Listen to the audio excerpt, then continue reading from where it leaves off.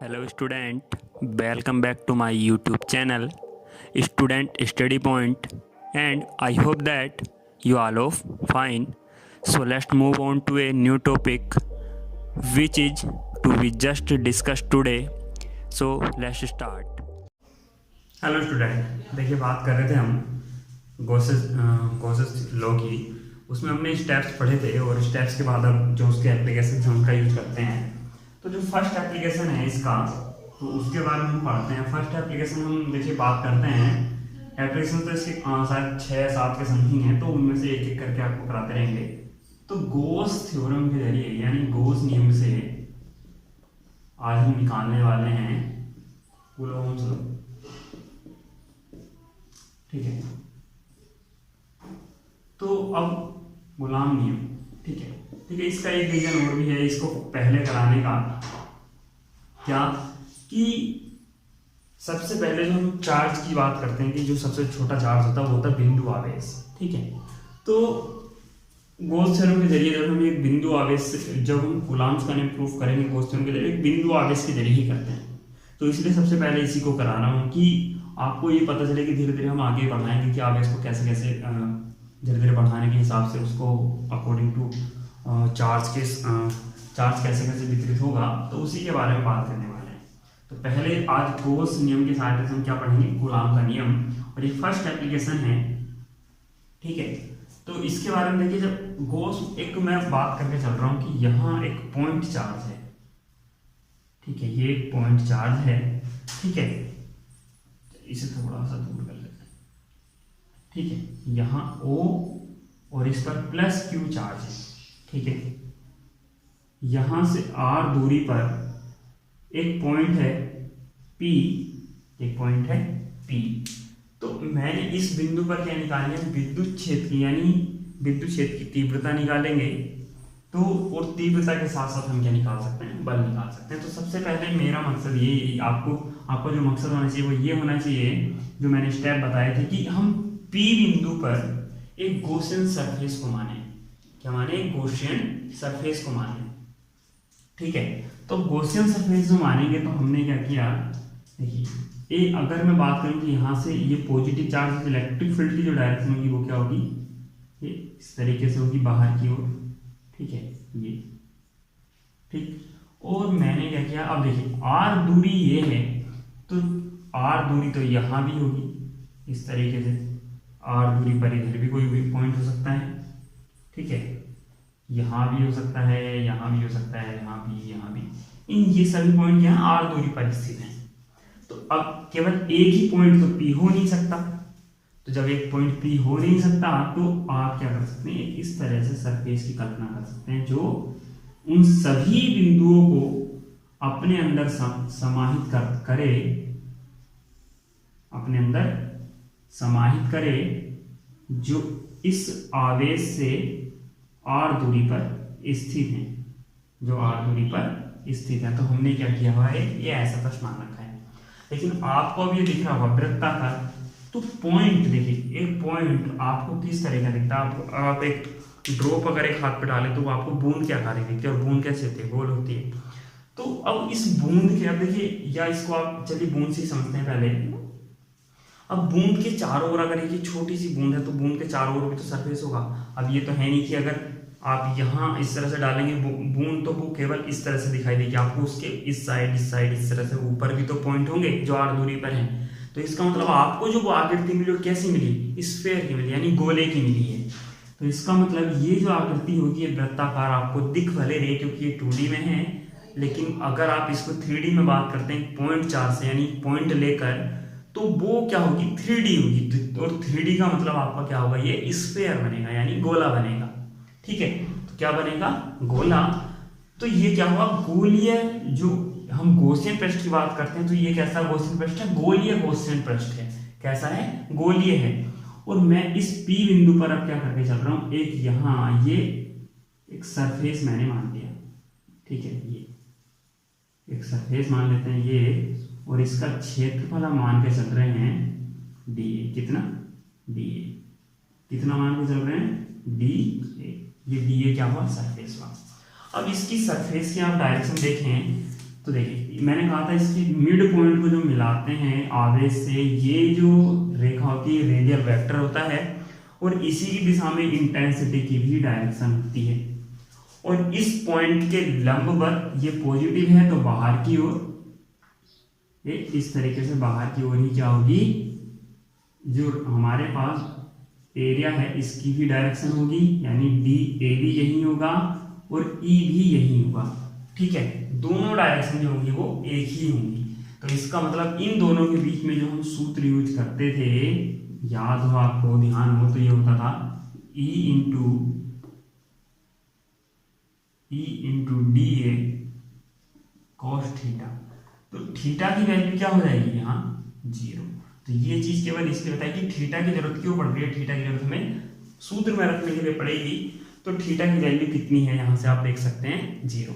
अब आप कहेंगे कि हमने ये गॉसियन पृष्ठ कैसे माना, तो गॉसियन पृष्ठ देखिए, आप मैंने आपको 3 कंडीशन बताई थी, तो आप अगर उसमें से देखें तो 3 कंडीशन में से एक कंडीशन यहाँ फुलफिल हो जाती है कि इलेक्ट्रिक फील्ड की इंटेंसिटी आप चाहे इस बिंदु पर निकालें यहाँ इस तरीके से, ठीक है, और यहाँ कोई सरफेस मान लें, तो इलेक्ट्रिक फील्ड की इंटेंसिटी और जो पृष्ठ है उसकी डायरेक्शन दोनों ही एक ही दिशा में होगी, यानी एक दूसरे के समांतर हैं। तो एक दूसरे के समांतर हैं, इसलिए मैं बोल रहा हूं आपसे कि ये एक सुटेबल गॉसियन पृष्ठ होगा। ये कंडीशन आपको जब आप गॉसियन पृष्ठ मानेंगे कहीं भी, तो आप अप्लाई करके जरूर देखें कि क्या ये एक सुटेबल गॉसियन पृष्ठ है, यानी जो हम पृष्ठ मान के चल रहे हैं क्या वो गॉसियन पृष्ठ है भी या नहीं है। ठीक है, तो इस चीज को आप ध्यान दें यहाँ पे। तो गॉसियन पृष्ठ हमने इसको क्यों कहा, क्योंकि यहाँ इलेक्ट्रिक फील्ड और जो क्षेत्र सदिश सूबे कैसे हैं एक दूसरे के समांतर हैं और एक कंडीशन ये फुलफिल कर रहा है पृष्ठ, तो इसका मतलब ये क्या हुआ, गॉसियन पृष्ठ होगा। ठीक है, अब आगे बात करते हैं। तो मैंने आपको देखिए फर्स्ट स्टेप हमारा क्या हो गया, पूरा हो चुका है कि हमने क्या मान लिया है, एक पृष्ठ मान लिया है। तो अब ये तो ये वाला पृष्ठ वाला फर्स्ट स्टेप खत्म, तो इसको आप हटा देते हैं। ठीक है, अब देखिए जो इसका ये बोर्ड परीक्षा में आपको कॉपी पे कैसे हल करना है वो चीज मैं आपको जो आपको नोट्स दिए हैं पीडीएफ है उसमें आपके पास पहुंच चुकी है। केवल मैं आपको समझाने का काम कर रहा हूं कि वो उसमें जो टर्म्स हैं वो कहाँ से आए हैं, कैसे आ रहे हैं। ठीक है, तो आप इस चीज पे ध्यान दें। अब देखिए आगे, तो यहाँ पॉइंट Q4 था, वो बिंदु पर इससे r दूरी पर एक बिंदु P था जहां हमें क्या निकालनी थी, विद्युत क्षेत्र की तीव्रता निकालनी थी। किसकी सहायता से, इस जो गॉस प्रिज्म है उसकी सहायता से। क्योंकि देखिए अध्ययन हम अगर मैं बात करूं कि कोई एक सिस्टम हो तो हम उसके लिए इलेक्ट्रिकल इंटेंसिटी निकाल तो लेते हैं। कैसे निकालते हैं हम, कि हम पहले दो इलेक्ट्रिकल इंटेंसिटी के बीच में रिजल्टेंट निकालते हैं, फिर जो सिस्टम्स होते हैं बाकी जो आवेश हैं उनके बीच में धीरे धीरे करके अध्यारोपण का सुपरपोजिशन का जो प्रिंसिपल है उसको यूज करते हैं और निकालते रहते हैं। लेकिन वो बहुत ज़्यादा डिफिकल्ट हो जाता है। अब इससे देखिए आप कितनी आसानी से आप इस चीज़ को निकाल सकते हैं कि एक पूरे पृष्ठ की सहायता से आप कैसे निकाल सकते हैं कि इलेक्ट्रिक फील्ड की इंटेंसिटी बहुत आसानी से निकाल सकते हैं बिना अध्यारोपण के सिद्धांत के। ठीक है, तो उसी चीज़ के बारे में हम अब बात कर रहे हैं। तो देखिए मैंने आपको अभी तक क्या बताया कि यहाँ से r दूरी पर एक बिंदु था P, और जब P बिंदु का जो इस चार्ज से r दूरी पर जो बिंदु हैं, जब उनका एक हमने पृष्ठ बनाया, एक उनको कंबाइंड किया, एक जो इमेजिन किया पृष्ठ, वो पृष्ठ हमारे सामने है और वो कैसा प्राप्त हुआ, गोलीय प्राप्त हुआ, यानी स्फेरिकल प्राप्त हुआ। और ये एक सुटेबल गॉसियन पृष्ठ क्यों है, यानी एक जो गॉसियन पृष्ठ है वो ये क्यों कहलाया, क्योंकि मैंने आपको कंडीशन बताई थी 3, उसमें से ये एक कंडीशन फिल करता है, यानी एक कंडीशन को शो कर रहा है, प्रदर्शित कर रहा है। ठीक है, तो अब बात करते हैं आगे कि आगे क्या करना है। तो सब सेकंड स्टेप में सबसे पहले क्या था, ए वाला पार्ट था कि आप डेफिनेशन से क्या निकालें, फाई ई कैसे निकालें, E into D A vector into D A. तो यहाँ आप लिख सकते हैं E D A cos theta. ठीक है, तो इसको चलिए यहाँ लिख लेते हैं, E vector D A cos theta. Cos theta यानी मैंने आपको कोस थीटा की वैल्यू बताई थी, थीटा इक्वल टू 0 बताया था। तो ई की वैल्यू देखिए, जो ई है इसको बाहर निकाल लीजिए, तो ये क्या बचा डी, और कोस 0, तो कोस 0 की वैल्यू कितनी होती है, कोस 0 की वैल्यू होती है 1। तो 1 की मल्टीप्लाई आप करते हैं, मैं लिख देता हूँ यहाँ 1, तो क्या इसकी मल्टीप्लाई करने से कोई फर्क पड़ेगा? नहीं पड़ेगा। ठीक है, तो चलिए मैं लिख भी देता हूँ यहाँ, एक लाइन बढ़ी जाएगी, ये cos 0 डिग्री।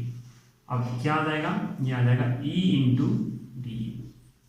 ठीक है, स्फेयर है तो इसका जो हम इंटीग्रेशन करने के बाद आएगा, तो स्फेयर का जो एरिया होता है वो कितना होता है टोटल? वो होता है 4 पाई आर स्क्वायर। ठीक है, तो ये तो आपने निकाला किसके जरिए? डेफिनेशन के जरिए, या आप कह सकते हैं फॉर्मूले के जरिए डायरेक्टली जो निकालते हैं। अब गोस प्रीमियर से निकाल लीजिए, यानी इसका b भाग जो है तो क्या होता है फाई E इक्वल टू, आप क्या कहते हैं 1/ε0 तो होता ही होता है, इनटू q, यानी इस सरफेस से बद्ध आवेश कितना है हमारे पास? q, तो इनटू q। ठीक है, यहां अगर आप ये समझ के चलिए कि यहाँ 2 या 3 आवेश और होते हैं, सपोज दैट मैं यहाँ एक अलग से मान के चलूँ, देखिए कि इस q की जगह यहाँ एक डायपोल रखा है ए बी, माइनस क्यू और प्लस क्यू। ठीक है, अब की बात करें तो अब देखिए इससे बद्ध, इस पृष्ठ से बद्ध कुल आवेश कितना है? तो जब आप दोनों आवेशों को बीजगणितीय योग करेंगे, आवेश की जो प्रॉपर्टीज बताई थी उसमें पहली प्रॉपर्टी क्या थी कि बीजगणितीय योग के लिए होता है ना, बीजगणितीय योग निकालते हैं उनका टोटल आवेश का होता है किसी सिस्टम का, जितने भी उसमें आवेश उपस्थित होते हैं उनके बीजगणितीय योग के बराबर होता है। तो अब आवेश कितना हो गया होगा टोटल? 0, तो तब आप क्या रखते हैं यहाँ? 0। तो इसीलिए कहते हैं कि जब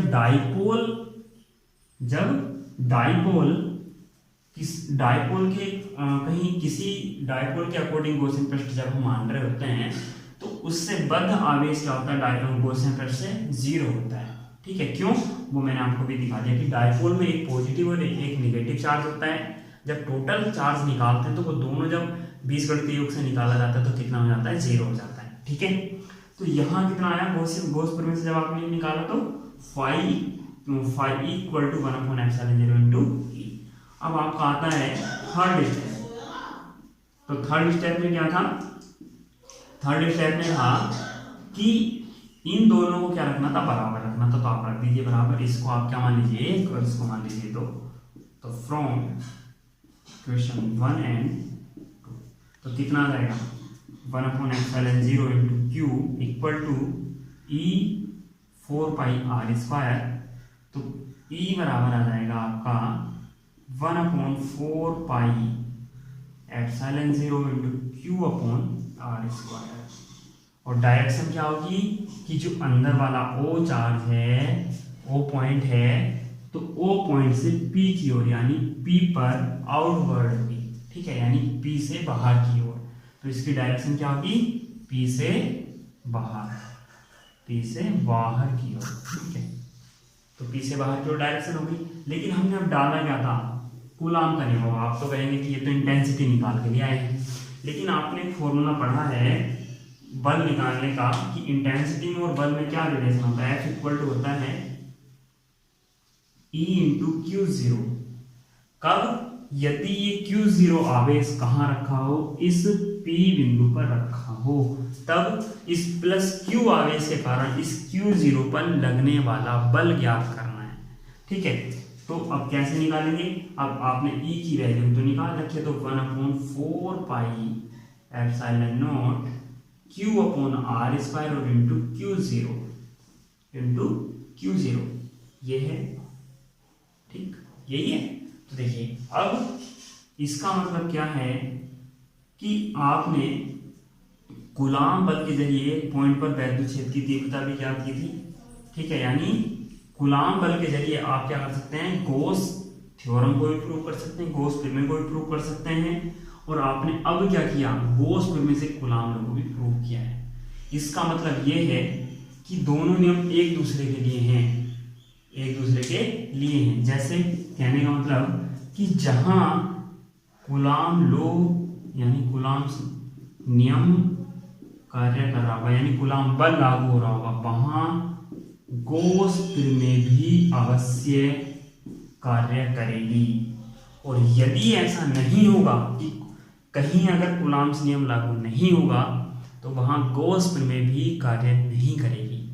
ये बात आप ध्यान समझिए कि क्या कि जब हम गोस प्रमेय से कूलाम का नियम प्रूव कर सकते हैं और कूलाम के नियम से गोस प्रमेय प्रूव कर सकते हैं, तो आप इस चीज को ध्यान रखिए कि कूलाम का नियम है